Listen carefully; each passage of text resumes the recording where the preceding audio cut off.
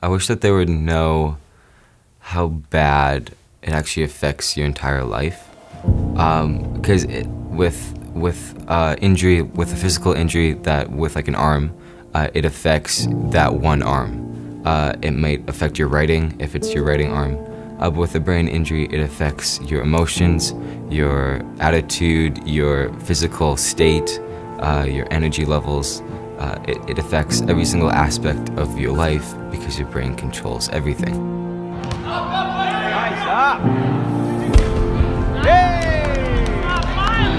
So my first big concussion, I was at a club volleyball tryout. The team was doing a spiking drill, and a friend hit me. He swang and he hit me in the head with the ball. The big symptoms started to hit around like 3 days in, and I was like, this is way worse than I ever expected. I do remember the spring and the beginning of grade 10, but during Christmas, I can't remember gatherings.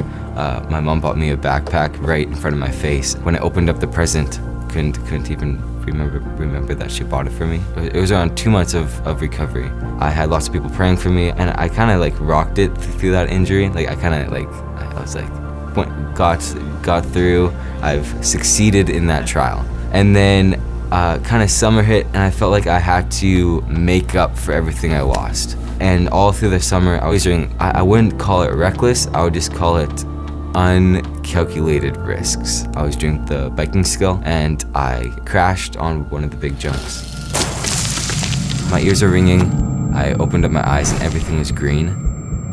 Went back to the bike ramp, and I just sat down, quit the skill, and then I just went back to the cabin. I didn't tell anyone, didn't tell the nurse, because I was scared about what a possible reconcussion was like. So I tried to convince myself that if I wouldn't go to doctors, nurses, they couldn't tell me that I had a concussion, so I didn't have a concussion. Then a couple weeks into school, my mom asked me what my biology test was on, and I told her that I actually didn't know. I couldn't remember what we were actually learning in school. And so my mom brought me to the doctor, and they re-diagnosed me. Slowly over the weeks, going to more doctor's appointments, it wasn't getting any better. The progress was really slow. I started to relate God to trials. I kind of hardened my heart towards God because of that, and I really isolated myself away from Him. And so I went to other resorts of pain to cover up for pain that I was having in my brain. So I would cut myself, I would work out too much, I would over-exercise to cover up for the pain that I was having in my head. Then during January, I had a 3-hour doctor's appointment. It was one long test, and the results came back, and the letter said that I had depression, short-term memory loss, and verbal fluency.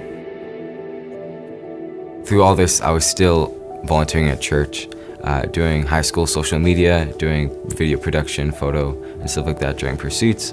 And so I had a whole bunch of guys that were praying for me, that they were mentoring me, that I was going out for coffee with, hanging out. During end of January, I started to do Living Free. I didn't feel like I actually needed to be set free from sexual purity. That's not something I was really dealing with. But I just signed up, and it was only actually through the confession, the vulnerability, the openness, the sharing, really kind of smashed the isolation. I have guys that know everything about me, and so I've nowhere to hide now. Like, everything is in the open. I actually can't isolate myself because my guys will know.